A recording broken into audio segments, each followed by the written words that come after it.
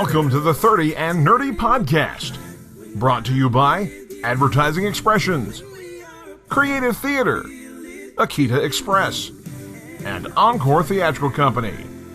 Visit us online at 30andnerdypodcast.com. Drop us an email at 30andnerdypod@gmail.com. Like us on Facebook, follow us on Instagram and Twitter. Become a patron of the show at patreon.com/30nerdypodcast. Thanks for tuning in. Hope you enjoy the show. And now, sit back, relax, and get ready to nerd out with your hosts, Josh Davis and Tyler McDaniel.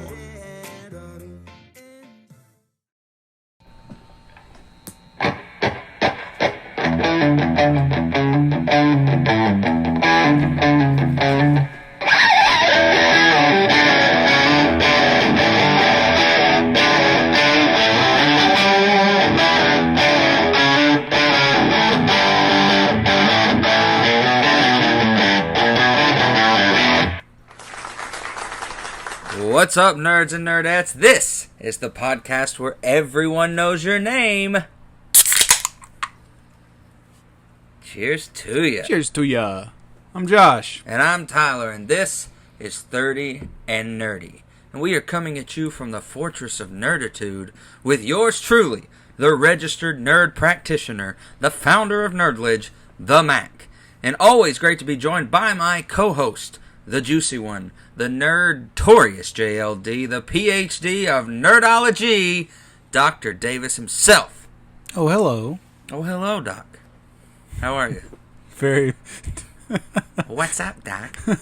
I'm doing very well. How about you, my friend? I'm doing good. And if you are listening for the first time, thank you. You can catch us on iTunes, Google Play, Spotify, Stitcher, and wherever you like to cast your pod. And if you're listening again, thank you. We are just over the moon with all the shares and likes and subscriptions and interest that people, I mean, dude, we have, I got an update email today on, the top 10. Yeah. And I sent it to you. Yeah. Well, I also got an update that we have new listeners in Spain, Pakistan. What? Really? Ireland and Scotland. New listeners there. So, worldwide, thank you very much. Thank you for listening to us. Thank you for taking the time. A big old international cheers to you. Yeah, internationally cheers to you. We thought that this would just be something fun for us to do and just get to talk nerd, and hoped that there were a few people out there who like to listen. But knowing that the Nerd Nation out there is backing you and supporting us, and we love supporting you all. If you are a nerd podcast, please get in touch with us. We'd love to listen to yours as well. And if you're a Patreon supporter, thank you so much. We've had some new Patreon supporters this week.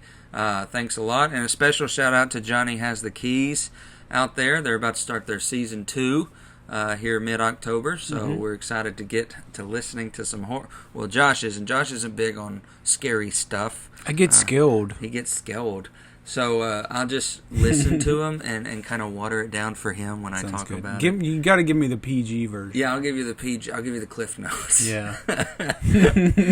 So last week's episode was a lot of fun.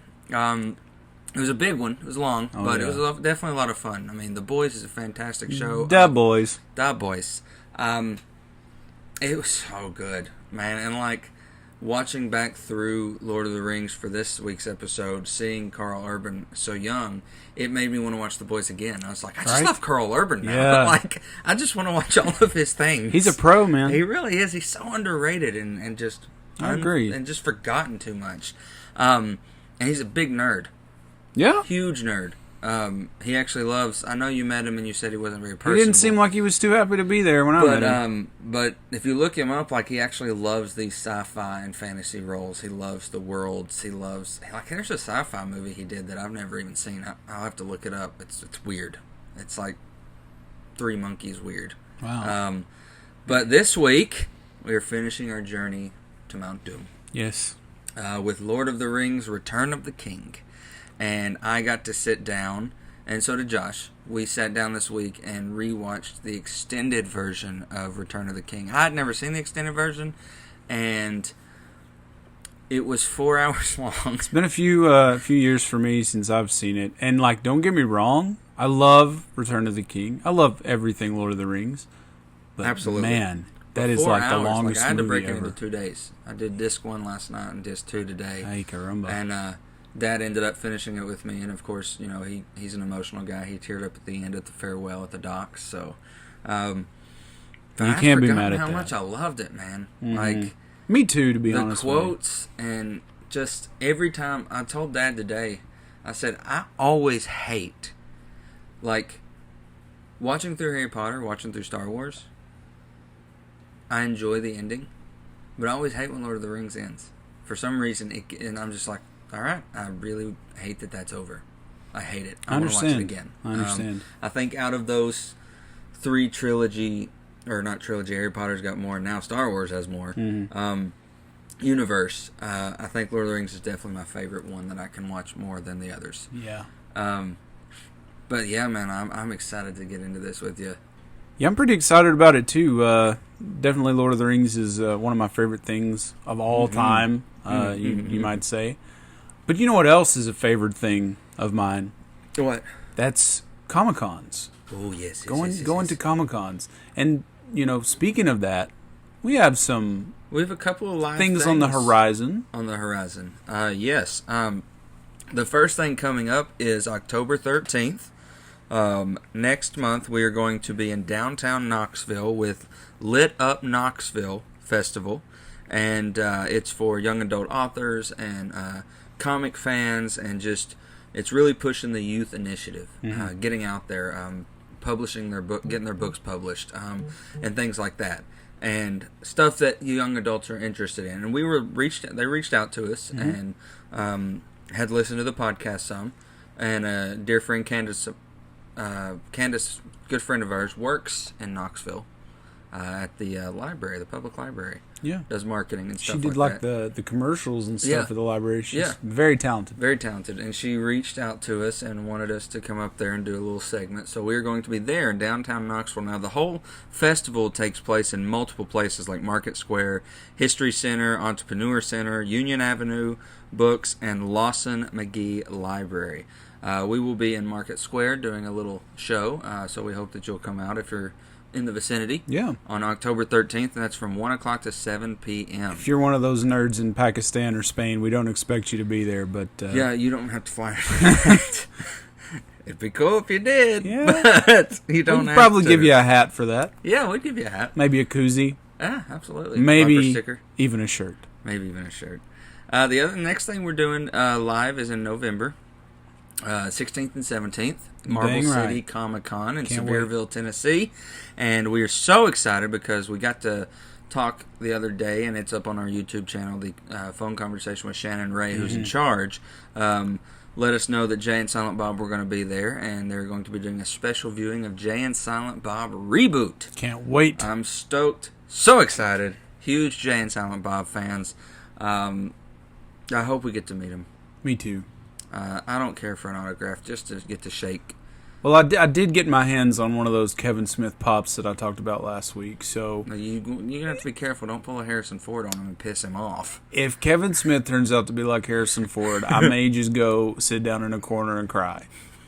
That will be so heartbreaking. I'm sure he's not going to be that way. He's not. He loves us nerds and getting to know us and stuff like that. Yeah. So, but we're very excited.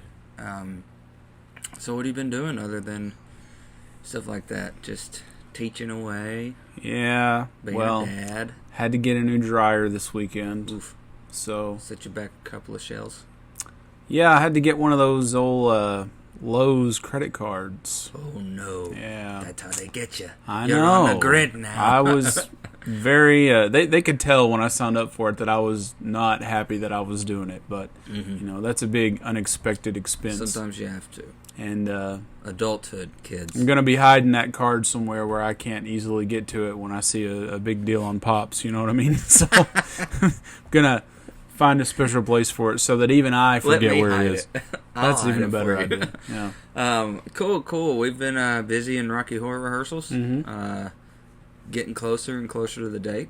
Speaking of Rocky Horror, did you know we got a message from a friend of ours, yes. Dr. Frankenfurter. Dr. Frankenfurter. So I thought you had a few words to say for our listeners. Yeah, maybe we should share that with our friends right now. All right, well, take it away, Frank. All right.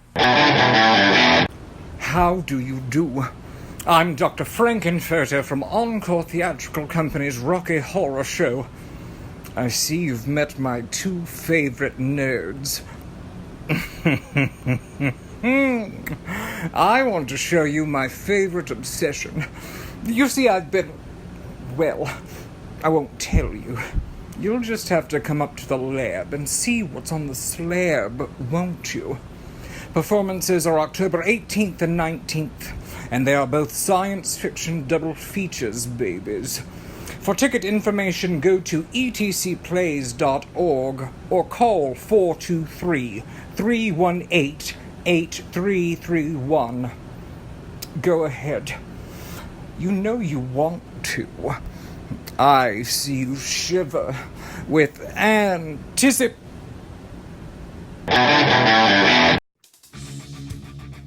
Hey, all you nerds out there in Nerdland, this is David. And this is Tim. And we're from Johnny Has the Keys podcast, a podcast where horror and sci-fi shape our lives. You're listening to Josh and Tyler of the 30 and Nerdy podcast, where they discuss, debate, and break it down with nerd culture and the nerds that reside there. If you like listening to these guys, consider coming over to the dark side with us on your favorite podcast platform of choice. Cheers to you, nerds, and don't forget your keys. All right, time to talk nerdy to you. This word hit me a few weeks ago and I had to jot it down, but I didn't realize that it would be this late in the game to get to bring it up. Nerdlosophy. The philosophy a nerd may have due to his or her nerddoms. For instance, thanks to Supernatural, Tyler has a nerdlosophy that family doesn't end in blood. Which is true. We're family. Sure. We're not blood. Right. It's one big thing that they push in that show is blood don't make you family, boy. You know, I'm your family even though I'm not your blood. I'll be there. I'll take a bullet for you. I'll die for you. But yeah, do you have any nerdlosophies? It sounds kind of like Yondu and Star-Lord, like, yeah. I'm not your father, but I'm your daddy, boy. No, he might be your daddy. He might be your father, but I'm your daddy, boy. Yeah, that. Right before he... I'm Mary Poppins, y'all. I think I know one of your nerdlosophies. I'm sure you do. Tell me. With great power comes great responsibility. Hey, that is a fact. That's a fact. That's a fact, Jack. So, that's your word for the week. Use it in a sentence to somebody. Nerdlosophy. The philosophy a nerd has. So, shall we get to your favorite segment? Let's do it. It's called What You Watchin'? Why don't you go first this time? All right. Well, you know, we've talked about the fact that we were burning down Return of the King Extended DVD, which was awesome. Also have been watching Titan Season 2 still, because they're doing it episodically. Every Friday it releases, which, you know, I complained about, but it took getting in the groove of episodically now. I'm like, oh my God, I love it. But you were the one that was fighting for that. I was fighting for it, and then they did it, and I was like, no! Oh, okay. And then I'm like, okay, now I know why they did it. I was a proponent, so I need to, you know, listen to my own words. Practice what you preach, son. And I have been listening to this new podcast. It's very odd. It's not odd in a bad way. It's a play. Oh. Kind of like the Wolverine. Yeah. It's called Ethernautica. And they have two seasons. Oh, okay. And it's a play. They give you a little bit of opening, like who's playing what part, and it's, you know, scene 1, scene 2, scene 3 stuff. So being a theater kid, I've really latched onto it. I'm like, oh my gosh, it's like an old Orson Welles radio show, you know, or the Little Orphan Annie. You listen to a lot of podcasts. I really do. I thought that I listened to a lot of podcasts. You're the one who got me hooked on it, I too. know. I was about to say. It all started with, who'd we listen to on the way to wrestling? We listened to Cheap Mage. Heat. Yeah, it's Peter Rosenberg. Peter Cheap Rosenberg from ESPN. He does a wrestling podcast. Then you got me onto Edge and Christian. Mm-hmm. And Something to Wrestle with Bruce and Pritchard. I just found all these other ones. My sister got me hooked on Armchair Expert with Dax. Dax Shepard. I love him. He is so good. But yeah, I don't listen to actual radio much anymore. I don't either, like at all.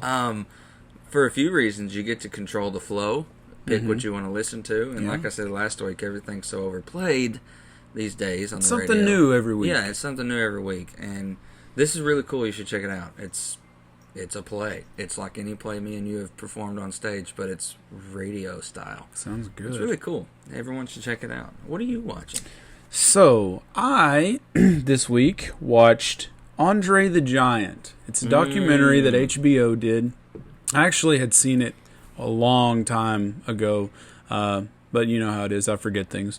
But I stumbled onto it on the WWE Network. I think you can also see it on HBO Go, or if you have the Hulu thing with HBO on it, you can catch it on there. Would that be the WWE Network that's only $9.99 a month? $9.99 a month.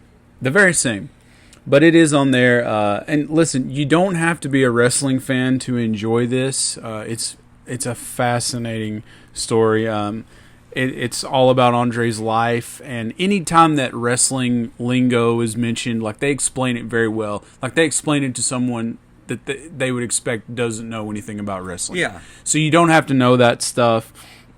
Oh man. Well, if you're not a wrestling fan, you would know him from the movie The Princess Bride.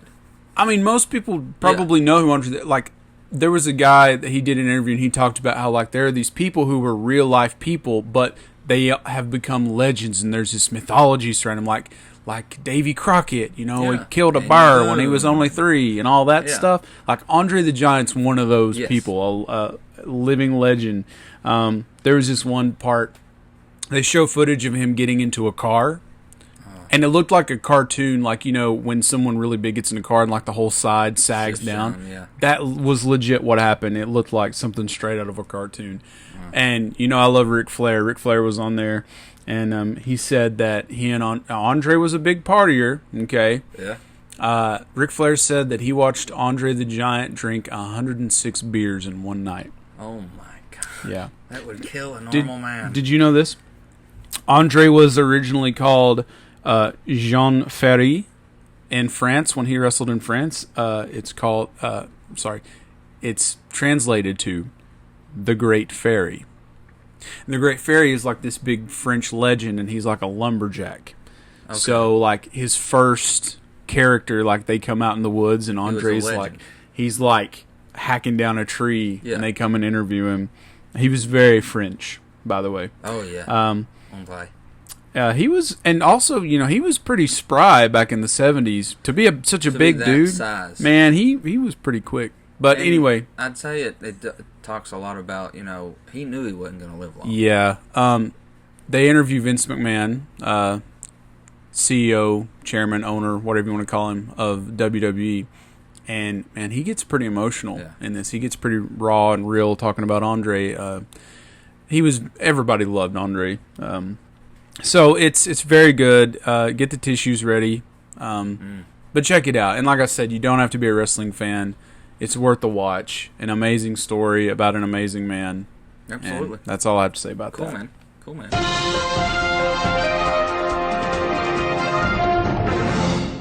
Why don't you tell me about some of that news there, T-Mac? All right. The news. We got a lot to unpack, but we won't linger too long. Just some stuff that's happened the past week. This past Friday, Apple Arcade dropped. It's a $4.99 a month subscription and accessible on any Apple iOS device. You gain access to 100+ arcade-style games, from originals and even some already established titles. And basically, if they couldn't get the rights for anything like Galaga or Pac-Man, they created their own version of them. So I haven't subscribed to it because I barely have time to play video games. Yeah. So, but I thought that was pretty cool. Apple breaking into the arcade app. It's pretty cool. Yeah. Adam McKay, director of Ant-Man and Wasp, has let it slip that there may not be an Ant-Man 3, and Scott Lang and Wasp would only continue in crossovers. Oh. I know. He has, however, thrown his name in the hat for the Doom project, even though the Legion writer and director has kind of talked like he already has dibs. Doom, like the video game Doom? Doctor Doom. Oh, Doctor Yeah. Doom. Okay, I was And going he to is say we've also- already been down yeah, that road we've already once been down before. that road. And he's also thrown his name in the hat for Phase 5 Silver Surfer. That was Ooh. apparently announced. I think he'd do good with Sure. the Silver Surfer. He did well with Ant-Man and Wasp. Yeah. Speaking of Phase 5, we got this covered, spoke with MCU writers, and when asked about Wolverine, they said that as of right now, it's Hugh's part to turn down. That their interest is offering it to him first. Well, he probably will turn it down. Yeah, though. because he said he's retired. But Disney he also said that being with the Avengers would make him think Rethink twice that. about. Yeah, and retiring. I was going to say, Disney could pretty much offer him any amount of money that he would request. Yeah, absolutely. So that might be a big factor in that. But if he says no to Wolverine, they're willing to discuss other roles. So maybe that leaves the door open for Sir Patrick Stewart and Sir Ian McKellen to Yeah, return. if they're as willing well. to. They're getting up there, though. True. I hate to say it, but Smallville's Tom Welling has officially signed on to reprise his role as Superman in Crisis of Infinite Earths. along with everybody else. Along with everyone else. And they are also in talks with Dean Cain to come back as the fourth Superman. Oh, that's gonna be in nice. this show. Could So you imagine all there being four- like a whole team of Supermen? Yeah, and they're just looking at each other. It's like that Spider-Man meme where Yeah. they're pointing at each other. They're like, but I'm Superman. No, I'm Superman. no, sir. No, sir. I'm Superman. And then, moving forward, J.J. Abrams just released a comic book. He did, and You I got it. I have it. It's the new Spider-Man comic book. right It's right there. It's got It's got Mary Spidey Jane, and Mary Jane on the front. It was him and his son, correct? I don't know. I haven't read Yeah. it yet. I think it was written by him and his son. However, Henry Abrams, yeah. Yes, Henry Abrams. After doing that, he just recently signed a 5-year exclusive deal with WB to only make content for them. What? Oh no. I can't say that he's one of my favorites, but it'll be nice to have him at WB. So I just opened the comic, and on the back, here's a big end game. This is like our first unpacking of something on the air. I'm just gonna open to a couple of pages here. Oh. So over the course of the next week, we will both read this comic, and we will let you guys know the verdict on it next week. Sweet, sweet. And here's an advertisement for the amazing Mary Jane. So Mary Jane's going to get her own comic book. Huh. Okay. Cool. Yeah. All right, so we'll give you guys the verdict Yeah. next week on this. Absolutely. Our friend Carter at Tall Man Toys and Comics suggested this to Yeah. us, and I went out there and picked it up. So, yeah. All right, cool. How many, be honest. Yeah. While you were at Tall Man, how many pops did you eye? Did I? Did you eye? Several. But did you only come home with Kevin? Yeah, but actually didn't get Kevin Smith at Tall Man Toys and Comics. I got him somewhere else. Oh. I had Emma with me. She was eyeing a Mickey Mouse. Listen, they have an entire wall. It's like floor to ceiling of pops all the way across. One of the biggest pop collection stores in Knoxville. The area, probably. We walk in, and almost immediately, Mickey Mouse, Mickey Mouse. And no. the owner of the store was in. He was like, "Wow, she's got a good eye." And I'm like, "Look, this kid could spot Mickey Mouse." In a Where's Waldo comic Exactly. book. And the whole time we were there, Mickey Mouse, Mickey Mouse. So I should have bought that, but I Maybe didn't. next time. But I didn't buy any pops. I'm trying to be better about pops. You trying are to doing slow really down. well. I've been meaning to tell you, you're doing good. Kevin Smith was the first pop that I've bought in several weeks. And you've actually gotten rid of some recently. Yeah, like between the three. donation you did with Tall Yeah, Man that's true. and you sold some too. I sold a couple. Good. Yeah. Well, hey, you're not too far gone to where you don't know when to stop. Yeah. So that's good. Moving on, after dying 23 times in his career, from being Alec Trevelyan in GoldenEye to Boromir in Lord of the Rings, and even as the beloved Ned Stark in Game of Thrones, Sean Bean has begun turning down roles based on living or dying. Attaboy.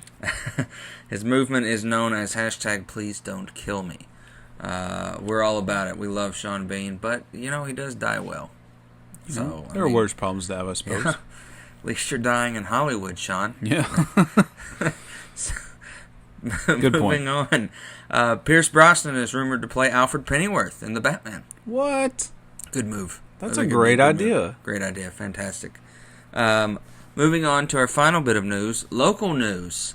And some of y'all are not going to believe it. Morristown, Tennessee, right here in Morristown, Tennessee, we have an arcade now. Yeah. A brand new arcade called Pastimes Arcade. And it's downtown. And it's pretty cool. It looks pretty cool. Yeah. I stuck my head in the other day and checked it out. And I got a pool table and a bunch of arcade games from our childhood. And, I mean, it has that nostalgia. You think it's where the nerds are going to hang out? I hope. Well, maybe we should slap a sticker on the door. Is, where our people are. Yeah. We should go to them. You have to go amongst the multitudes, I think, if you want to get your podcast even further. And I think those nerds are the nerds to talk to. Well, I think we ought to hit them up. Yeah, so that was the last bit of news, and that is your nerd news.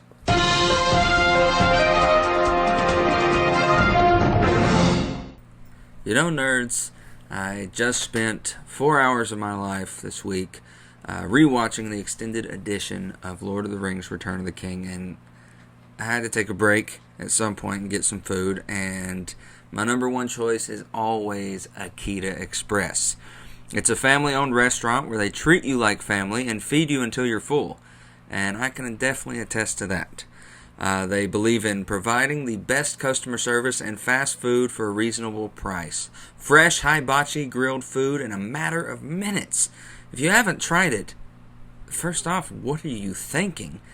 They will take good care of you. They will find you something you enjoy. 10 out of 10 would definitely recommend. Give Akita Express a try. They are at 3100 East Morst Boulevard, right here in Morristown, Tennessee. And when you stop by, tell them 30 and Nerdy sent you. Well, you know what that means. I think I do. I think that means that it's time to... On the Lord of the Rings Return of the King. That's right, we are finally in the final steps to Mount Doom. The finale. The finale. And wow, I'd forgotten just how long Return of the King was. Yeah, I mean, plus you had me watch the extended, so it was an extra, hour and a half? Probably. Almost. Extra hour, at least. Worth it. Oh, gosh. So worth it. So worth it that I question the people who cut the movie. Because there were some pretty quintessential moments that should have been in the original cut. So because the whole Saruman thing was cut out, Christopher Lee was so upset about it that he didn't even attend the premiere of The Return of the King. I would have been pissed off too. Now, he did get over it, of course, because he came back to do The Hobbit later on. But at the time, he was pretty upset. I would have been mad. I can understand. I would have been mad. It was a cool scene, too. Yeah, really. So before we start, I have some fun facts here about The Return of the King. Now, this is not like the thing that you normally do, the top... Unknown. Yeah. So, The Return of the King is widely regarded as one of the greatest and most influential fantasy films ever made. It grossed well over $1 billion worldwide, making it the highest grossing film of 2003 and the second highest grossing film of all time at the time of its release. Now that's definitely not the case anymore. Ago. Yeah. So the film won many awards, including winning all 11 Oscars for which it was nominated at the 76th Academy Awards, therefore tying for the record for the most Academy Awards won by a single film, alongside Ben-Hur and Titanic. And it holds the record for the highest clean sweep at the Oscars. It was the first fantasy film to win the Academy Award for Best Picture. It also was the last movie for 14 years to win the Academy Award for Best Picture without being chosen as one of the top 10 films of the year by the National Board of Review, until the release of The Shape of Water in 2017. That's a weird movie. The film also won 4 Golden Globes, including Best Picture for Drama and Best Director, Peter Jackson. 2 MTV Movie Awards, 2 Grammy Awards, 9 Saturn Awards, the New York Film Critics Circle Award for Best Picture, the Nebula Award for Best Script, and the Hugo Award for Best Dramatic Presentation, long form. And the 11 Academy Awards that it won are as follows: Best Picture, Best Director, Best Adapted Screenplay, Best Original Score, Best Original Song, Best Visual Effects, Best Art Direction, Best Costume Design, Best Makeup, Best Sound Mixing, and Best Film Editing. Well, I could not agree more. Right? Right. I mean, it really, even going back and watching it, though, it's still a masterpiece. It still holds up. For sure. That's quite an accomplishment for a nerdy fantasy movie. So I've been meaning to ask you this since the first Lord of the Rings show we did. Have you ever done the full marathon, all 3 in one day? Oh, yeah. Yeah? Not the extended. Oh. Yeah. I've tried many times. I've only pulled it off once. Yeah, there used to always be a time during Christmas break that me and Mom would binge the trilogy. Yeah. Of Lord of the Rings. Has your mom seen the extended version? No. Well, we never had the extended versions. She would look at that and go, 4 hours, Tyler? Now she would definitely be like, I'm not watching 4 hours. I'd be like, okay, we'll break it up into 2 days. But maybe. 4 hours, Tyler? It's you want still me to a watch lot. 4 hours? It's still a lot. It's quite a task to take on, but yeah, usually every year around Christmas break, there's a day that we just binge the trilogy. It's our favorite, I think. Yeah. Out of other fantasy genre, and correct Amundo on it deserving all of those awards. For sure. Oh my gosh, it's it's just so beautiful. And it's been a couple years or so since I'd sat down and watched Return of the King. So, I mean, it's not like I'd forgotten it or anything like that, but it was nice to sit down and enjoy it again after so long. I did do the whole thing in one day. Whew. You cut it in half. I had to do several sittings. Here's the thing, man. I started to watch it yesterday evening after a terrible Tennessee-Florida game. Oof. I thought that it would help, but I was just really tired. Yeah. And so I got through disc 1, and I was like, I'm content with that tonight. Yeah. My whole goal was to watch it all last night, but I was already upset from our butts getting kicked by the Gators. I started this morning and got a couple scenes in, had to stop, had to do something else, started again, had to stop, do something else. So it was 3 or 4 different sittings that I had to watch it in, but I got it done. Yeah. Do you want to go ahead and start? Yeah. You want to read the first part? Let's do it.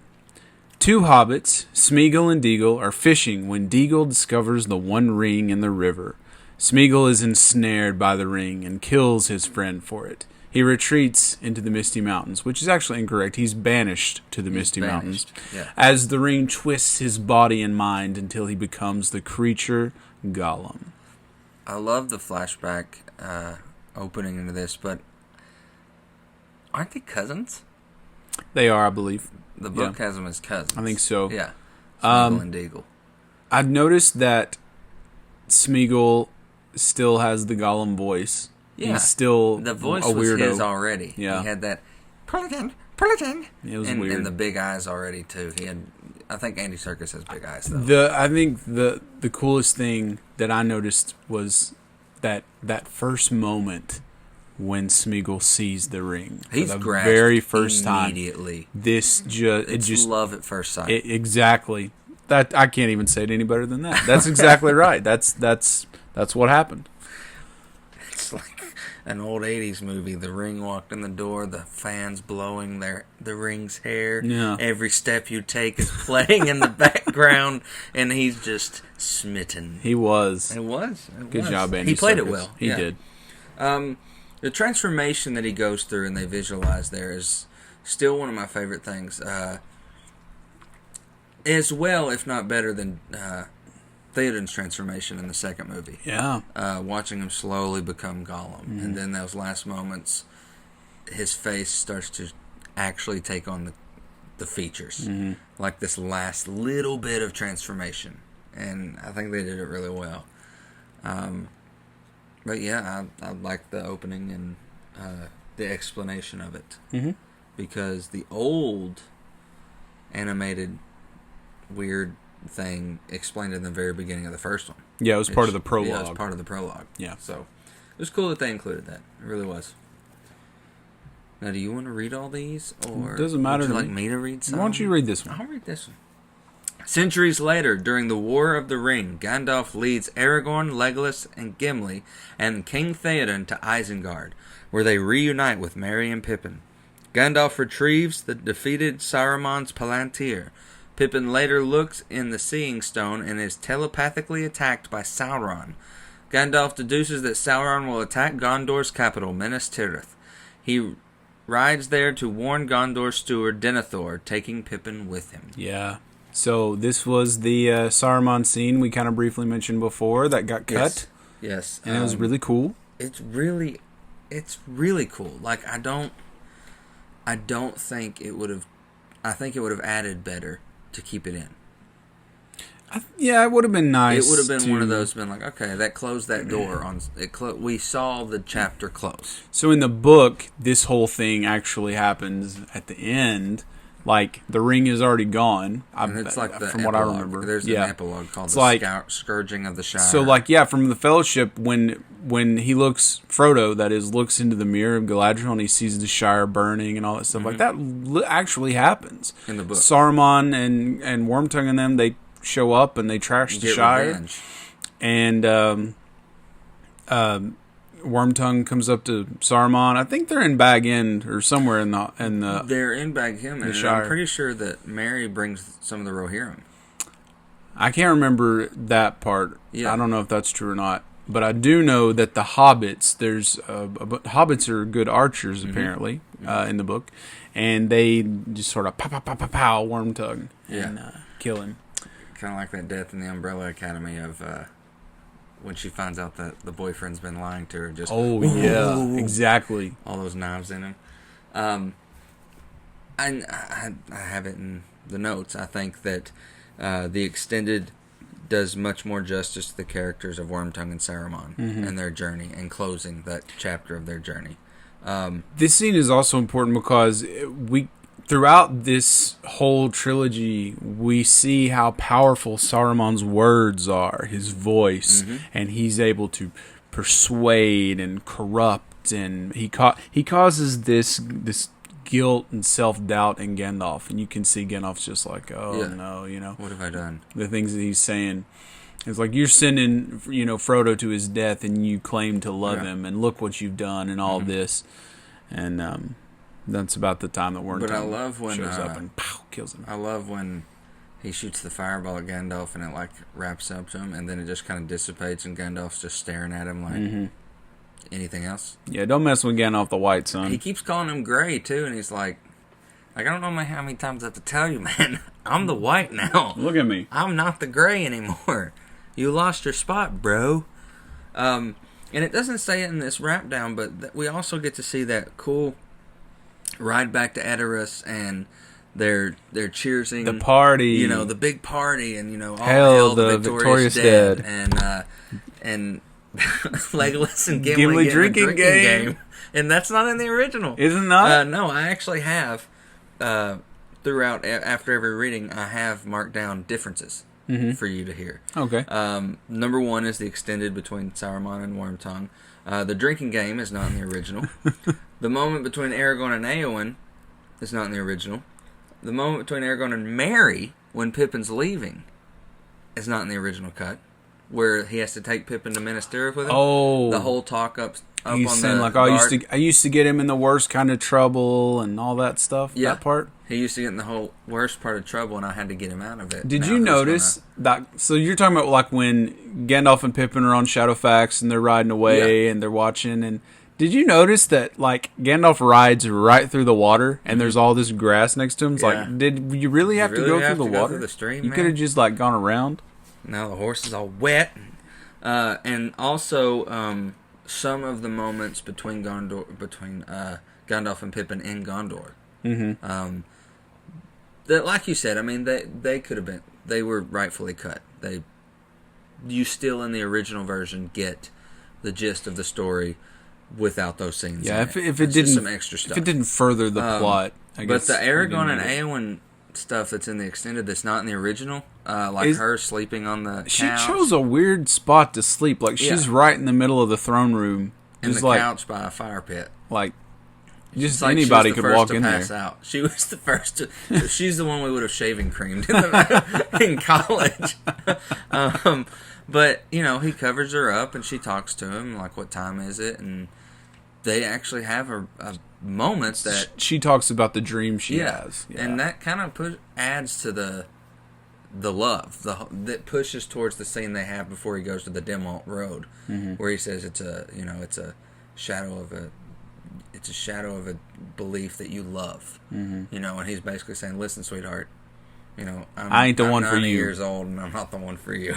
But those, I mean, just in that little bit of time, there's already 6 or 7 differences that were cut out.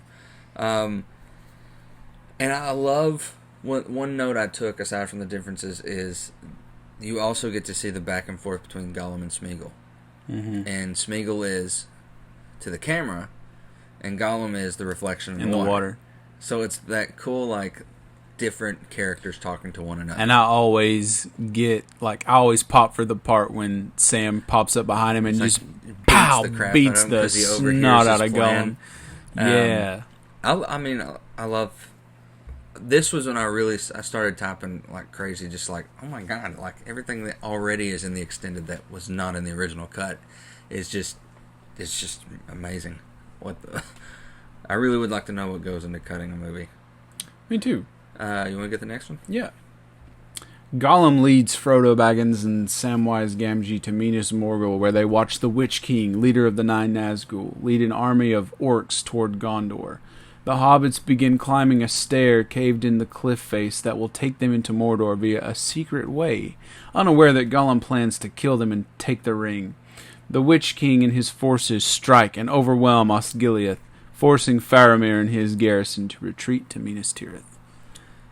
There's 4 differences in just that little bit. Okay.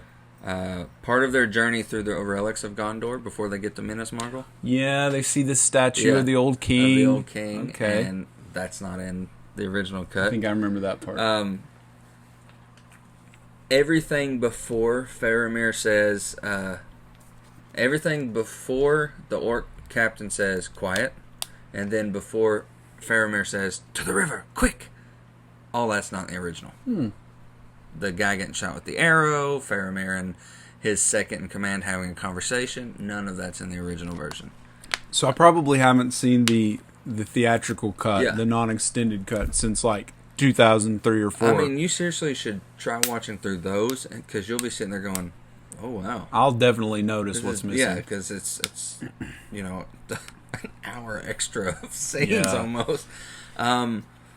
After the beacons are lit, some of the moments in Rohan are different. Yeah. Are extra. And also Denethor's scene with Faramir, where he has the flashback. He sees Boromir behind Faramir. That's not in the theatrical cut. Really? None of that. It's literally just... it cuts... Like, we don't see Pippin and Faramir talking to each other. None of that. The fact that he's wearing Faramir's old suit. We don't get any of that. We get straight to Pippin saying his speech, and Faramir says, he says, I don't think we should leave our defenses. You need to go back. Your brother fought so hard to get those. And then straight into the sad song with Pippin. I mean, he cuts out a lot right there. Wow. But I enjoyed it. And who is the orc captain with the messed up face? He was made just for the movie. Like, just for this he's movie. Not from the books or anything like that. It's just I'm trying to think back to the books. I'm like, did they give a... That's just a Peter Jackson creation. He just wanted a weird looking orc commander. Yeah. Quiet. Yeah. And I always love, one note I have is I always love the lighting of the beacon scene. Oh, for sure. Could you imagine getting to be in that helicopter, getting those shots throughout the mountains and the different scenery of the mountains. Did you ever see Family Guy did a parody of that whole thing one time? No. Yeah, we'll have to look that up and maybe share it on our page or something. But yeah, they did a little parody of that scene. It's a pretty memorable scene. It is. What if the guy, like, midway through all the beacons was, like, taking a nap and he didn't catch it, and then it's like the whole thing is ruined right then and there. Or he tripped and the fire went out. It's just, somebody go get 2 sticks to rub together. And the guys up there, the one that Pippin snuck up there and lit, like, they were so surprised. It's like, well, somebody's getting fired. Well, dadgummit. But it turned out they needed to light the beacons. So yes, they did. Denethor is such a terrible human being. Denethor is a schmuck. What a schmuck. Ugh. But a great actor. Great voice actor, too. Yeah, John Noble. Yeah. All right. Whose turn is it now? I think it's mine. Okay. Gollum disposes of the hobbit's food, blaming Sam. Frodo tells Sam to go home before Frodo and Gollum continue to the tunnel leading to Mordor, where Gollum tricks him into venturing into the lair of the giant spider Shelob. Frodo narrowly escapes and confronts Gollum, telling him that he must destroy the ring for both of their sakes. Gollum attacks Frodo, but falls down a chasm. Frodo continues on, but Shelob discovers, paralyzes, and binds him. However, Sam arrives and injures Shelob, driving her away. Sam hides as orcs appear and take Frodo with them. The orcs start a fight, I love this scene, over ownership of Frodo's mithril vest, allowing Sam to escape with Frodo and continue their journey. The fight in the tower between the orcs and the goblins, I guess. I guess this is still... It's the orcs in the same guys from Two Towers. Uruks. The Urukai, so it's orcs and Urukai. Yeah. Fighting. Yeah. And the way he knocks them down, they're fighting over them, and everybody just kind of gets their attention, and they're just like looking at him, and they all look up at their leader, and he goes, "He tried to knife me! Kill him!" Merely a lie. I mean, it's clearly a lie that he tried to knife him. He's like, "No, we're taking all these to the Great Eye," and he's like, "I want it." And like he drop kicks one out the window. Yeah, he did. This whole scene was like the beginning of a food fight in a high school cafeteria. Like it just gradually built, just like mashed potatoes, and just it all built to this massive. Never thought of brawl. It that way. Hey, here's a fun bit of trivia for you. What? Okay, so after Frodo gets stabbed or whatever, and Shelob's wrapping Frodo up in the web, and then you see Sam's arm pop up into the frame, and he's holding the sword and everything. That is Peter Jackson's arm, because he was trying to tell him what he wanted. He wanted just a certain amount of Sam's arm to be seen, and they couldn't get it right, because I think he was on another location doing something. He said, "You know what? Hey, hang on. I'll come over there and I'll show you." And he just put it on, and he did it himself, and that was his arm. Wow. Yeah. I don't know how I remember that, but it's true. That's cool. Yeah. Two differences, just in this little bit, more of the Faramir and Pippin moment, and also Éowyn and Éomer. There's a whole scene where he's oh man, I do not doubt his heart, only the reach of his arm. It's when they're at the camp. Yeah. And there's more to it.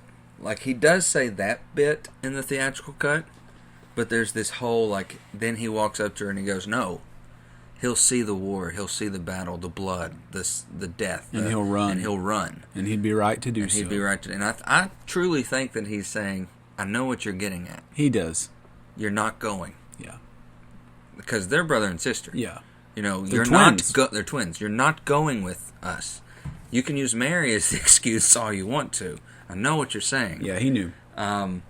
Those were the only two differences. And I would not be caught dead climbing a staircase like they have to climb. Heck, that's not a staircase. It's a ladder. That's rock a death wall trap. Climbing. They're like, oh, Gollum's like, these are stairs. I'd be like, no, those are not stairs. That's, I'm just gonna go back to the Black Gate and just knock on the door, and that'd be a lot easier. And the way they sleep, because they take a nap halfway through, and You know Sam's what? just on this ledge. They're so tired at this point. Yeah. You know what? But They the could way probably I sleep toss and anywhere. turn at night, I'd have just been like, Yeah, I'd be here dead. goes Tyler. He's And gone. like throughout all of these scenes that like, you know, they'll be climbing and it'll go somewhere else and it'll cut back. The army from Minas Morgul, Still they're marching. still marching out. It's just endless. Still marching. I remember being 14 years old and sitting in the movie theater and seeing Return of the King for the first time. And I just remember how angry I was at all of the Gollum stuff. Like when he frames... You knew. When he frames Sam, he puts the crumbs of the limbus bread on his jacket's shoulder, and he's like scratching his head when Frodo wakes up, and they're like, "Oh, what happened to the food?" And Gollum's like, "Oh, gee, I don't know." He's scratching his head. I'm like, Because he knows that Frodo knows he doesn't eat lambus bread. Frodo's an idiot through this whole thing. Are you Yes, he is. kidding me? Oh, well, Terrible. Gollum, who tried to kill us when he first found us, I and trust him. wants the ring more than anything. I believe him over you. Oh, I trust him because, you know, he knows what it's like to carry this ring. And he I gets it. get that it's part of the ring. I get that it's dulling his senses and making him an idiot. But at some point, I just wanted Sam just to smack the crap out of Frodo and go, "Are you kidding me, man? too. You know what I've sacrificed to carry your butt here this entire way?" Rosie's in the Shire waiting on me, and I'm here know. with you climbing rocks in Mordor.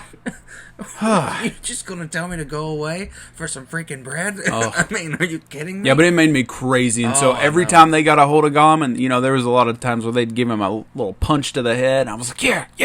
hit him again. love that Drop part. the elbow. But I loved Sam, so I just felt so bad Oh, for him I when know. Frodo's like, you know what, you need to go home. Go And he home, just, Sam. You're no use to he me collapses and starts crying and everything. I'm like, man, poor Sam. Sam's such a good friend. He's the most loyal Yes. character. To I a can't, fault. I can't think of a character in any literature who's more loyal than Sam. Sam. I can't If either. you are listeners out there, if you can think of anyone in literature or any type of thing like this who's more loyal than Sam Gamgee, you let us know because I can't think of anyone. This is also the series of scenes where we get Pippin's song. Mm-hmm. And I actually used this song for my audition at Shenandoah, my freshman year of college. Wow. I used this song. I love this song. It is a good song. Yeah, Billy Boyd's a very good singer. Uh-huh. He did a talk show years and years ago, and he was talking about, you know, being a musician and everything. And he sang "Baby One More Time." Hit me, Spears? baby, one more time, whatever the name of it is. Yeah, he sang that Britney Spears song. I want to say it was. Do you know that Sharon Osbourne used to have a talk show? Like I know. before the talk. Before the talk, she had her yeah. own show. I remember I that. want to say it was that he was on there. This is something you can look up on YouTube, people. And he sang that song, and for some reason that just stuck with me. You know, a lot of people don't know that he did the voice to Chucky's son I did know that. in The Killer Doll. The son, the seed of Chucky. Yeah. Is what it's called, and he played the son of Chucky. Are you proud of me now, Dad? Billy Boyd is another member of the Fellowship that I have met. How's he? He was very friendly. Very He was sweet, very very friendly. nice. Very nice guy. I love watching their behind-the-scenes antics because they ran around just like Merry and Pippin ran Yeah. around. Those two actors like bonded more Yeah, than they did. anything. They really were Merry and Pippin on set. A suggestion for everyone: if go on YouTube and look up, they tried to prank Elijah Wood, like they did like a punked thing. Yeah. He was at the press conferences doing interviews and stuff for a movie, and they were in another room or something, and they were telling the guy what to ask Elijah Wood or something like that. I can't remember, but it's really funny stuff. It is, so it is. you don't have to look very hard to find it. And one thing that I have never noticed until watching, and it's not because it's extended cut, it's always there, apparently. You know when he's looking down the DeMalt Road, when Aragorn's just staring down the road? Yeah. I never noticed that the king just kind of appears. Oh, the There's little like- glimpse of him. There's a glimpse of him just kind of, and he's like pointing. I've never noticed that in any time I've watched it until this time. I just happened to be looking closer to the screen, and I was like, never noticed that. Yeah, it just goes to show, like, you can probably notice something new just about every time you watch Absolutely. it. Especially in a 4-hour movie. Oh my gosh, yes. All right, shall we move on? Yes, you get to read this, and this is a lot Oh, more boy. words. This is like an hour and a half of the movie right here. Aragorn learns that Elrond... Sorry, let me start again. Aragorn learns from Elrond that Arwen is dying, having refused to leave Middle-earth after seeing a vision of her son with Aragorn. Elrond gives Aragorn Anduril, forged from the shards of Isildur's sword, Narsil. It's actually Isildur's father, Elendil's sword. So he can reclaim his birthright while gaining reinforcements from the dead men of Dunharrow. Joined by Legolas and Gimli, Aragorn travels to the paths of the dead, recruiting the army of the dead by pledging to release them from the curse Isildur put on them. So he put the curse on them because they were supposed to help. They were supposed to help. They didn't, and he said, "Okay, well, until you rest. make up for it, you're never going to rest." Yeah. And I know there was an added thing in this where, like, because normally in the regular cut, Aragorn's asking him, "Hey, are you going to help us? What say you? What say you? Stop." There's an entire, like, it's almost like the level in the game. Where, like, there's these swirling mists coming around them, and Gimli has these comedic, like, stepping on skulls, like, "Oh, I'm so sorry, I'm so sorry." And Legolas does this creepy poem and everything, talking about, you know, the Demont men and all that. And when he first says, "What say you?" the king just laughs, and they all start walking away, and these skulls it's like an earthquake happens, and all these dead skulls It's a just flood of flood, skulls. like a waterfall. Yeah. Skullafall. Something like that. Nice. Yes. And then they escape out the back and see the pirate ships. Right. And, of course, the king then pops out and goes, "We will fight." Do you think that was a test? I don't know. Like, let's see if they survive this. I mean, I think this is probably why they cut it, because why would he do all that knowing that Aragorn is clearly the heir? He's got the sword, you know? Yeah. So I think that's why they cut it. I think it was probably the right move, to be honest that with was you. the right move to It was cool to see it, though. However, I did like the... is this the moment where they're standing on the beach, too? When the pirates come up to them?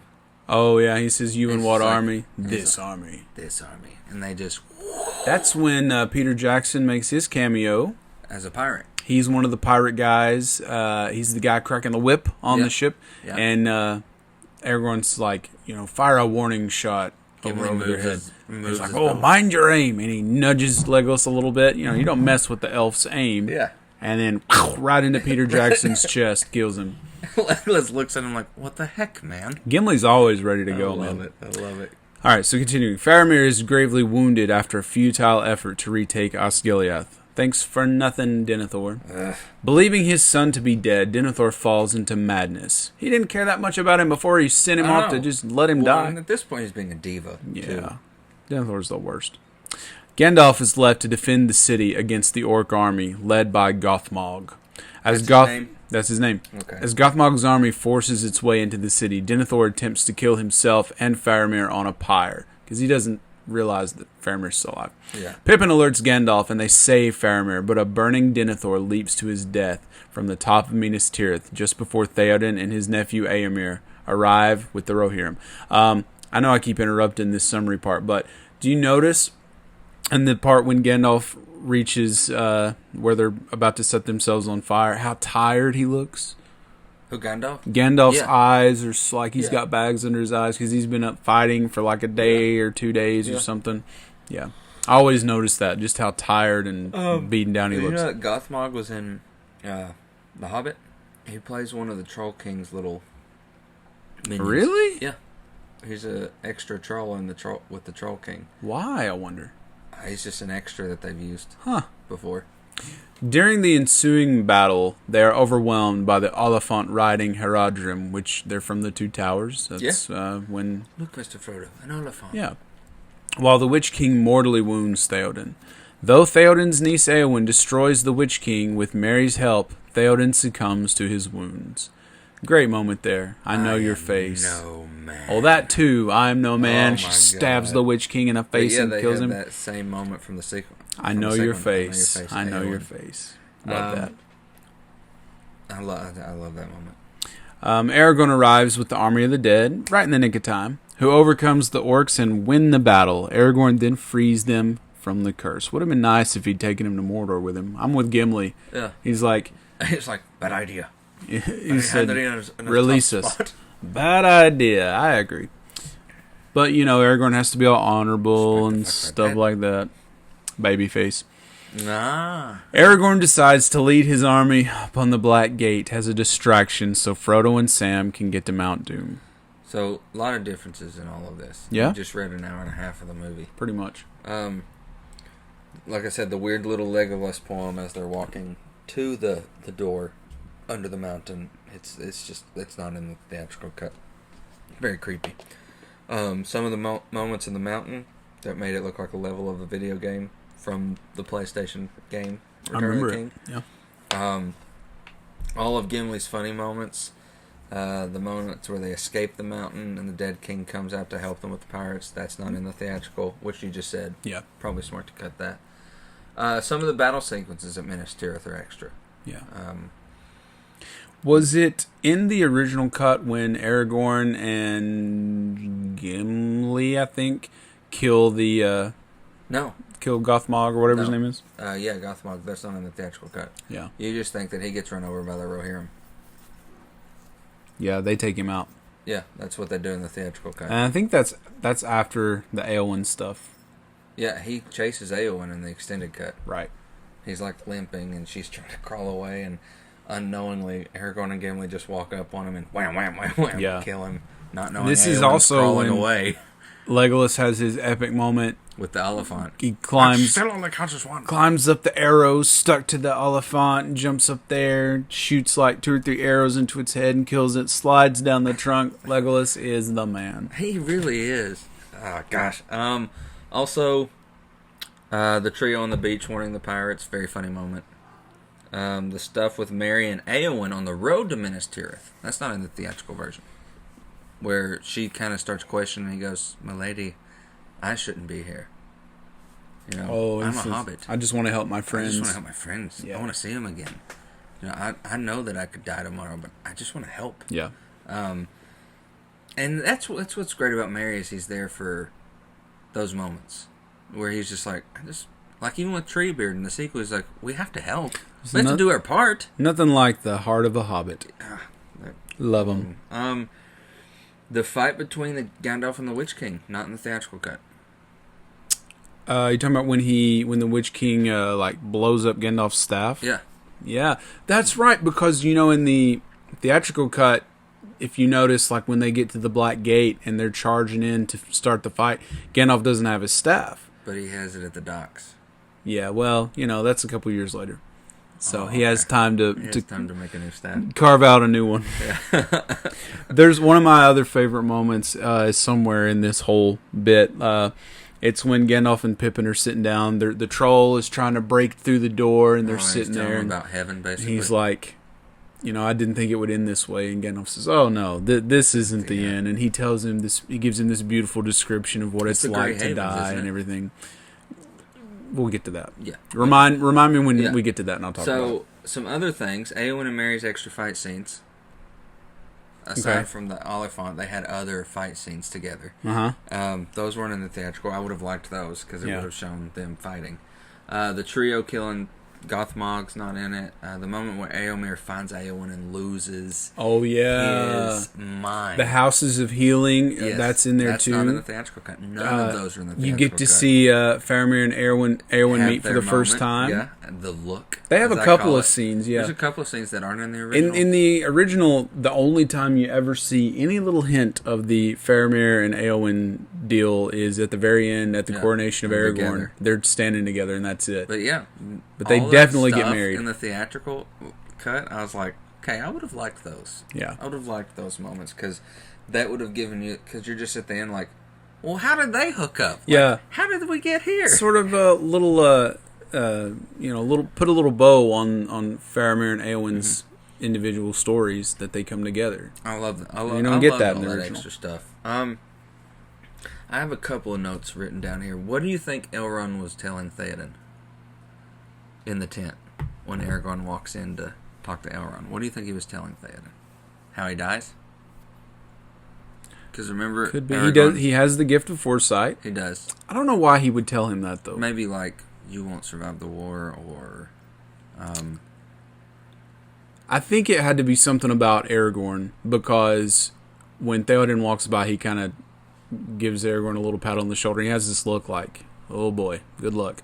Yeah, this is your moment. I've never thought about that before. Because today was the first day I thought about it. I was like, interesting. He's talking to him. Mm-hmm. I wonder what Elrond's saying to him. Yeah. Because he usually has those moments of saying like, oh, you're not going to make it. Like, he says stuff to like that. Like, I looked into your future and I saw death. Yeah. Or stuff like... And feel in like the book, he would say things to people like... Kind of like in Game of Thrones when somebody said Arya would kill people with brown eyes, with green eyes, with blue eyes.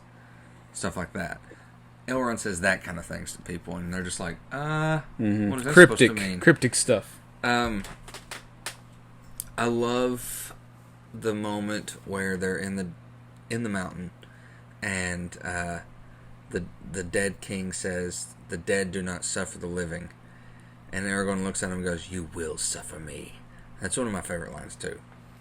Yeah. Because he's got the sword and he's just, "You will suffer me." It's so good, so good, so good. I'm a sucker for lines. You're having a nerdgasm over it. I am. So, also a funny moment here. I said, Josh, in Two Towers, we discussed how loyal Brago was when Aragorn was really hurt. But the minute they're at that door, he's like, dude, you're on your own. And, like, just runs away.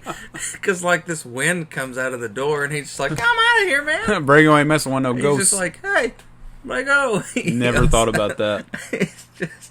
and like we said earlier, when she kills the Witch King, I am no man, that line is just pivotal.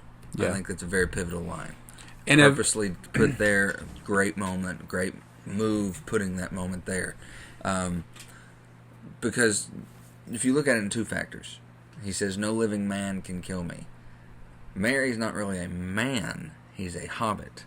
He stabs him in the back, and then she pulls her helmet off and does that whole I am no man, and just stabs him in the face. I love that. In a franchise full of strong men, this is the one girl power moment in the whole thing. And I loved it. And this is also, I love every time Sam comes to the rescue. Sam's the best. He really is. Sam is the best character. Yeah. The true hero. He really is. Should we get to this last big chunk here? Because I have all kinds of interesting things to tell you about the last little bit here. Okay. Let's do it. Read This is you. This is me? All right. Aragorn's army draws out Sauron's forces and empties Mordor, allowing Frodo and Sam to reach the volcano. But Gollum attacks them just as they reach Mount Doom. As he stands on the ledge over the volcano fire, Frodo succumbs to the ring and claims it as his own. Gollum attacks Frodo and bites his finger off to reclaim the ring. Frodo fights back, and as they struggle over the ring, they both fall off the ledge. Gollum falls into the fire with the ring and dies. Frodo clings to the side of the ledge, and Sam rescues him as the ring disintegrates into the lava. As Frodo and Sam escape, Sauron is destroyed, along with his force... Sorry to interrupt, but the way that the eye of Sauron reacts to the ring melting... I make those same eye gestures when my contact folds up in my eye. Just... Along with the forces of the Nine, as Mordor crumbles. Gandalf flies in with the Eagles to rescue the hobbits, who awake later in Minas Tirith, and are reunited with the surviving Fellowship members. Aragorn is crowned king of Gondor and takes Arwen as his queen. The Hobbit... I'm sorry. You know what gets me every time? It's like, we've waited for thousands of years for a king, and here he is, and it's great. And Aragorn gives this great speech about peace for everyone, and everybody's applauding. He's like, all right, I'm the king, now everybody shut up so I can perform a concert for you. And he sings this weird and everybody's Elvish like, song. oh, I guess we have to stop and listen to the king sing, because he's in charge now. He sings How this obnoxious. weird Elvish song. Yeah. Sorry. It's alright. The hobbits return home to the Shire, where Sam marries Rosie. A few years later, Frodo departs Middle-earth for the Undying Lands with his uncle Bilbo, Gandalf, and the elves. He leaves Sam the Red Book of Westmarch, which details their adventures. Sam then returns to the Shire, where he embraces Rosie and their children. One of those children, the first one... It's Peter Jackson's daughter. No. The little girl that runs out of the door and runs to Sam on the road, that's Sean Astin's real daughter. Oh. Yeah. What a Isn't that cute? That is adorable. I wonder why Frodo didn't leave Bag End to Sam. Yeah, who I guess this is like the day after, so he might have. But, he might have, but... You know that Sam becomes the mayor of the Shire? I do remember that. Mm-hmm. I remember he becomes the mayor. Now I want to go back and read them. Me too. And do a whole, maybe episode next season on the differences in the book and the movie. So I want to go ahead and ask you about this thing that I know is an extended scene. Okay. Tell me your thoughts on the mouth of Sauron at the Black Gate. Yeah, I have that down as, who in the heck is the mouth of Sauron? Right? And where did he come from? He is terribly creepy. Yeah. Because he'd deliver a line and then... He'd smile. He's the Black Lieutenant. He's like he was a man. Was a man. Was. And because the idea here is that he's like the mouth of Sauron, so he delivers messages. Sauron doesn't speak English.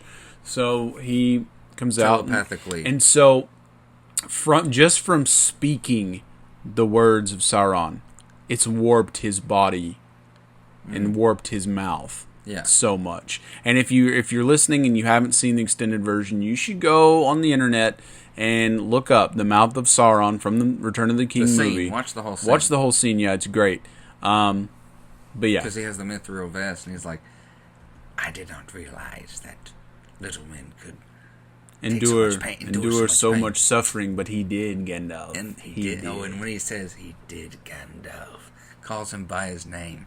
And it's the creepy smile, after every delivery of every little, I have some things to tell you. It's like an insult to the injury. Yeah. Plus, I kind of want to be like, God, brush this guy's teeth. They don't have Colgate in Mordor. They don't have toothbrushes. He got all those teeth and no toothbrush. So, some more of the differences beside the mouth of Sauron. Sam and Frodo moment where Frodo is near death multiple times. Like when Frodo says he can't go on and Sam sees the star in the sky. And before they destroy the ring. He just looks down at Frodo and he goes, you're going to get up. And you're going to go straight up there. We're going to, the constant, just like the coach. Let us be rid of it once and for all. Let us be rid of it once and for all. The part where Sam and Frodo get drug into the infantry of orcs. Yeah? Not in the theatrical cut. Oh, when they'd have the inspection and all that? They're in the orc costumes and they're like, all right, get in line. Now that is straight from the book. Yeah, it is. Pretty sure. Not in the theatrical. The lovely moment between Faramir and Éowyn and Minas Tirith that we talked about. And the moment between Aragorn and Sauron. Where Aragorn grabs the Palantir and he's basically looking at him saying, you've been looking for me. Basically saying, I'm coming for you. I hadn't thought about this until today, and this is a book thing, but I'm pretty sure that Denethor had another one of those Palantirs. Yes. That's how he's seeing So everything. I'm wondering, is that Denethor's Palantir that they found, or is that the same Palantir that they got from Saruman in the beginning? I don't know. But I do know, I remember in the book, he has one of the Sing Stones. Yeah. And that's why the White Tower is And that's blind. probably why Denethor's so you know what, there's just no hope, doesn't matter anyway. That, and why he's such a jerk. And he's just a butt. So. But those are some differences. There's a funny scene. It's not a funny scene. It's not. I laughed at it today out loud. And Dad was like, why are you laughing? I was like, I've never noticed, but when they're walking across the plain and Frodo's holding the ring and they're back in their regular clothes and Frodo's swatting at stuff in front of him, I guess he's seeing visions. But looks like he's like, these bees, these bees are terrible, Sam. That's what I always thought it was. These bees out of here. They've been wearing the same clothes since Fellowship of the Ring, man. They probably stink and they're attracting flies like Pigpen. That's what I thought. Aragorn's speech. Which one? The Shattered Shield speech. Oh. It's one of the best speeches in film, I think. I mean, it's a good one. It's up there with Independence Day, Bill Pullman's speech. Yeah. I love it. The I mean, again, with this entire trilogy, I've been like a fanatic about lines. Never thought I'd die side by side with an elf. How about side by side with a friend? Legolas and Gimli are they're that. such a good pair.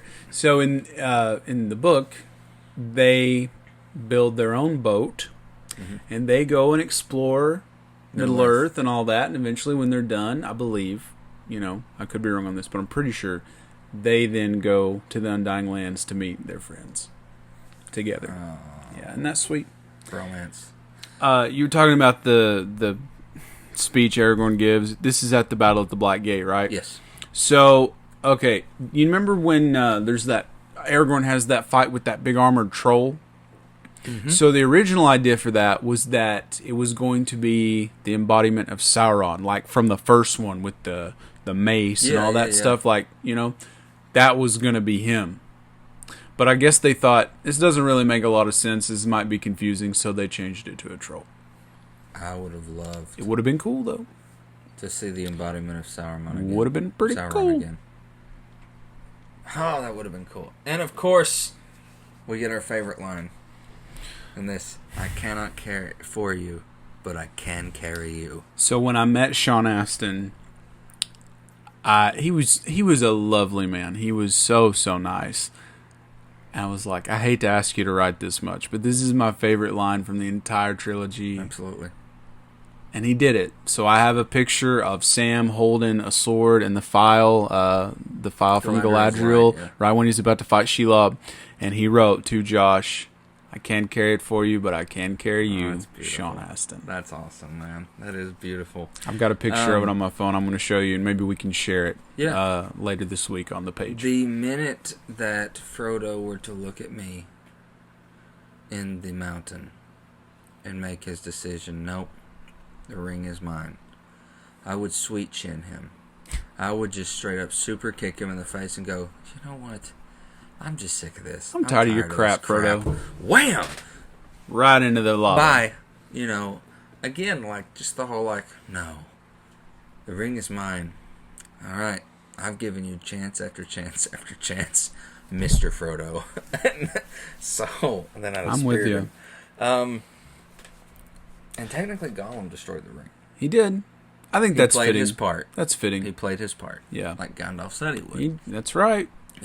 Gandalf knows. He knows everything. He always knows. I remember seeing it in the theater, and about the time that we got to the Battle of Pelennor Fields, I had to pee. Yeah. Because I had a big drink. But I was like, there ain't a chance I'm missing a second of this. Like, no. It was almost like in-game level to me. Like, I was not leaving in-game for anything. I wasn't leaving Return of the King for anything. No. So from Pelennor Fields until the end of the movie, I was about to bust. And I remember, like, they run out of Mount Doom, and they're laying on that rock and talking about all the things they wish that they could see from the Shire, and they're pretty much ready to die. And then there's, like, blackout. And it makes you think for about a half a second. The first ending. It's the end of the movie. And I'm like, whoa. Peter Jackson, explain yourself. What is this? And then there was, more. And then there was another thing that seemed like an ending. And then another. And then there's like 5 endings in this movie. Sitting there like, and my bladder's just like, dude. Oh, we gotta go. So, I love the, one of the endings is the reunion of the Fellowship. Because this entire time, Frodo's thought Gandalf was dead. Yeah. So is Sam. Yeah. Like, they haven't seen him since Moria. Mm-hmm. So when imagine being Frodo and you're open your eyes, you're alive, you've done it, and there's your grandfather, your mentor, your safe haven. You've always said that anytime Gandalf's around, you feel safe. Yep. So one question I had in the book, at the end of this movie, he says it's been 13 months and we're back home. It's been almost a year to the day since Weathertop, and this wound is never healed. No, that was 4 years to the day. That's even farther in the future. That's even farther. So 13 months in the movie is when they get back. They're back at the Green Dragon. Yep. And first off, would you not feel weird that nobody's like, where in the heck have you all been? Like, life just continued. They probably did. Yeah. I mean, they come up in these wealthy-looking garbs. If you remember in The Hobbit, and I've only watched the Hobbit movies a handful of times, so I can't remember how in-depth they got into this, but in the book, for sure, like, when Bilbo goes on his adventure and he comes back, everyone thought he was dead. Yeah. And so the Sackville Bagginses were, like, auctioning off all of his stuff. Yeah. And he comes back and is like, hey, I'm still here. I'm you know. So they probably did. They just didn't bother to go into that. But is it 13 months in the book? How long is the journey of the ring in the book? You know, I had It's this gotta feeling. be years. I had this feeling that you were going to ask me this for real. And I don't know for sure, but I actually think that's pretty accurate. I think it is just like a little over a year. Really? Yeah. I think. Huh. We'll have to do some research on that. I knew you were going to ask me that. I just Why knew didn't you it. do it? I don't know. I have just been buried in paperwork. I've had countless meetings. Let's talk about the moment after Aragorn's obnoxious singing and, you know, all that stuff. When they walk up to the hobbits and they bow. He says, my friends, you bow to no one. I remember that was one of those moments the first time I saw it. And even really now to this day, like, you get that little feeling in your throat like, oh, Misty because eyes. they've been through so much. Yeah, and they're hobbits. They're such small little people, and now everybody's like, no, you're the heroes. You're the heroes here. Just gets me every time. My friends, you bow to no one. Such a good moment. That's like the second best moment of the entire movie. Aside from I Can Carry You. Exactly. I would agree with that. But I also love I Am No Woman and Suffer Me. I am no man.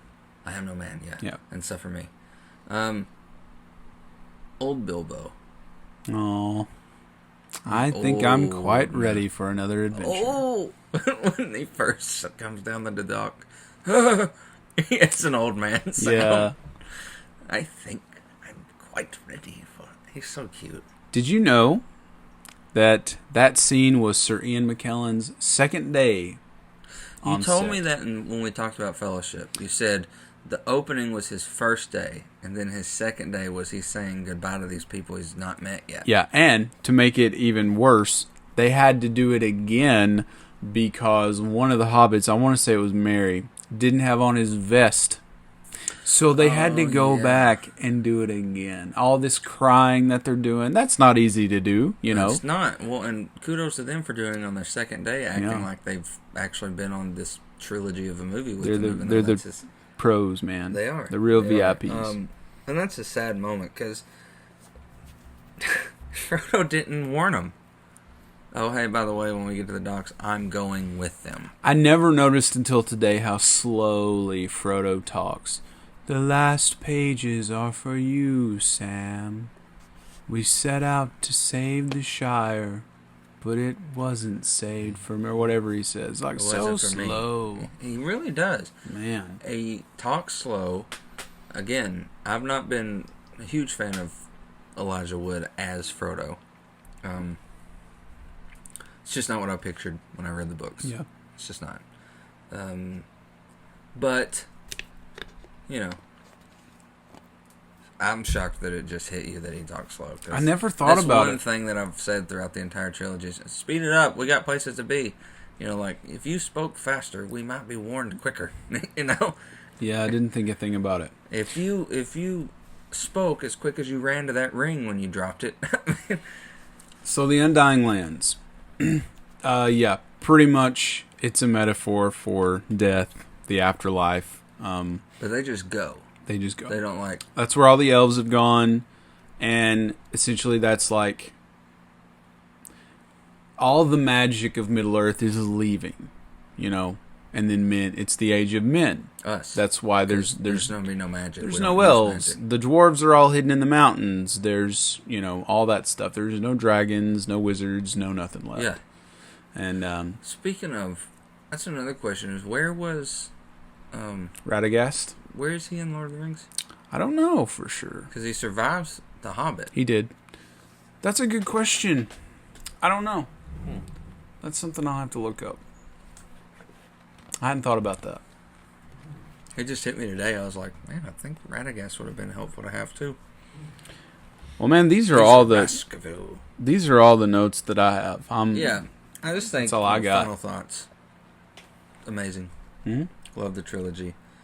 I hate when it ends because I think you fall in love from the second you start watching it with this world. Yeah. That Tolkien built. Yeah. And Peter Jackson brought to us. And I would definitely recommend the extended edition. It's the way to go. Highly. And we only had a few questions here. And then I took a poll. Okay. 2 polls, actually. Tara asks, what is the best character arc of the trilogy? Sam. That's what I was going to say. Sam. Definitely Sam. Sam, who loves home, loves his garden, loves his old gaffer. Loves Rosie. Mm-hmm. Leaves all that behind. For his best friend. For his friend. And I don't mean to. He said, don't you go losing him, Samwise Gamgee. Don't you leave him. Don't you leave him, and I don't mean to. Yeah. Garrett has a 2-parter here. I haven't read these, I just copied them. Sorry. Garrett asks, okay, so this is a 2-parter because I didn't get my question asked in The Boys. Number 1, what if Stillwell was actually Doppelganger at the end of The Boys and Homelander was whispering him what to say? Well, Doppelganger, the guy who can change. I know. I thought we were talking about Lord of the Rings. I know. He didn't get to send in his question. Jeez, so Garrett. Come on, Garrett. Okay, I guess I hadn't thought about it. Is she still alive? Maybe. I hope not, because I hate Stillwell. Yeah. Sure, could be. That'd be a nice twist, I guess. It'd be a good twist, but I think it'd be. It's kind of like you've talked. Would it be too intellectual for the average? No, I don't think so. Doppelganger. Yeah, I don't think so. Not for this one. I just think that it would, like, does Homelander know that it's not really her? I think so. Is what he's saying. See, I think that ruins it. I think what's so great about that is that he's sort of been under Stillwell's spell the whole time, and him doing that is like, you know what, I'm done with you. So, yeah, I would say no. Okay, this second part proves that he listens avidly. If you could change anything about the trilogy of movies, what would it be? And Tyler can't say Tom Bombadil. If I could change one thing. Screw you, Garrett. I'd put the epilogue in it. I would not. I think that's anticlimactic. I just loved reading the epilogue. Yeah. Or I'd put Saruman in it. Well, they should have left that. They should have left the movies. I really don't know. I don't think there's much that I would change. Tell me what I can.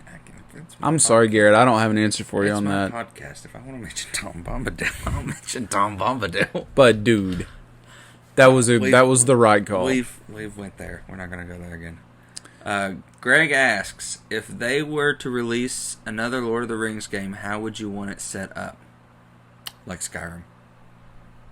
Absolutely. Open world. Customizable character.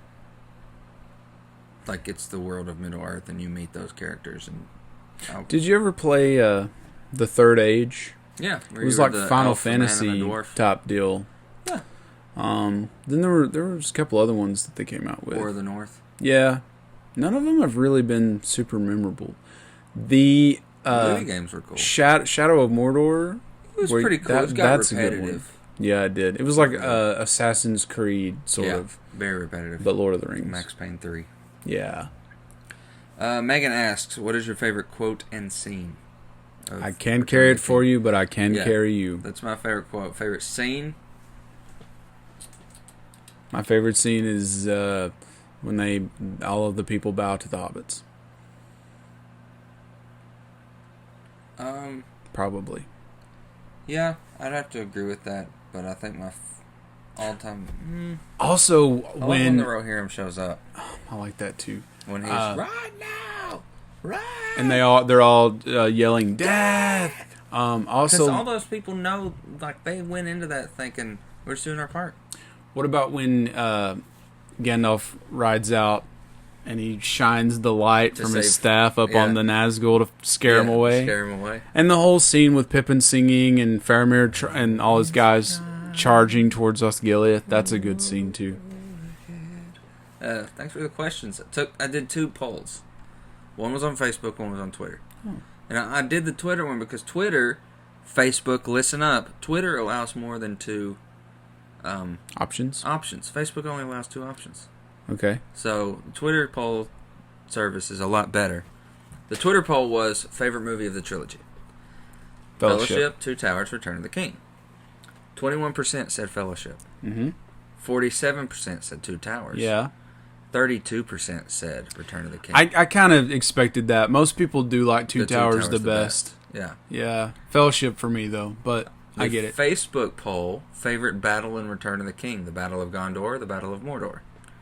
68% said Gondor. Yeah. 32% said Mordor. Yeah. And a couple people who were like putting their comments within answering said that their favorite part of the Mordor battle was the Aragorn's speech. The Shattered Shields. That was the best part. But I like they that said too. all the sequences in Gondor's battle was just fantastic. Yeah, it's like a 2 or 3 day battle. Yeah, exactly. It's like what the end of Game of Thrones battle is supposed to be. Sure. And that's that. That's our polls, our questions, our breakdown. We've gone to Mordor. We've been to Mount Doom. We've dropped the ring in, We've been to Mordor and back. and now we're back home in the Shire. We're back home. We're all done. Our journey is over. Next week. Next week. I'm very excited. Yeah? First off, October begins. It's my favorite month. Oh, yeah. It's my favorite month. Me too. Favorite time of the year. And we're going to open it up with my favorite hero, Batman. Yeah, we've done Spider-Man, so I think it's only right and only fair that we do a Batman We're show. going to talk about the history of Batman, list our favorite Batman, maybe become Batman. I don't know, but I'm just excited. I'm Batman. Actually, our entire October lineup we will post soon. It has all got kind of a creepy-esque vibe to it, rightfully so. Fitting for Halloween. Very fitting for the Halloween season. So please send in all of your Batman questions. Whether it's, about Christian Bale, Adam West, whatever it's about, we will talk about it because this is an entire Batman episode. Yeah. And I am thrilled. I'm excited too. So excited. But yeah, this has been great, man. Yeah. Stoked. Very excited. Good stuff. And I guess with that, we'll go ahead and snap the old fingers. Put the ring on for the last time. Actually work today. Turn invisible. And Head on out. Back to the Shire. We need a pint. We'll catch you nerds later.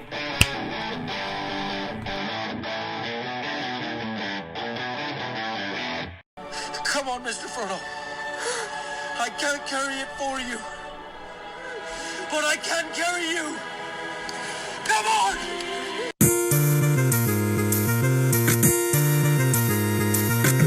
You've been listening to the 30 and Nerdy Podcast with your hosts, Tyler McDaniel and Josh Davis. Brought to you by Encore Theatrical Company, Akita Express, Creative Theater, and Advertising Expressions. Find us, follow us, and like us on Instagram, Twitter, and Facebook. Visit our website, 30andnerdypodcast.com. Got something to tell us? Drop us an email, 30andnerdypod@gmail.com. Until next time, cheers to you, nerds!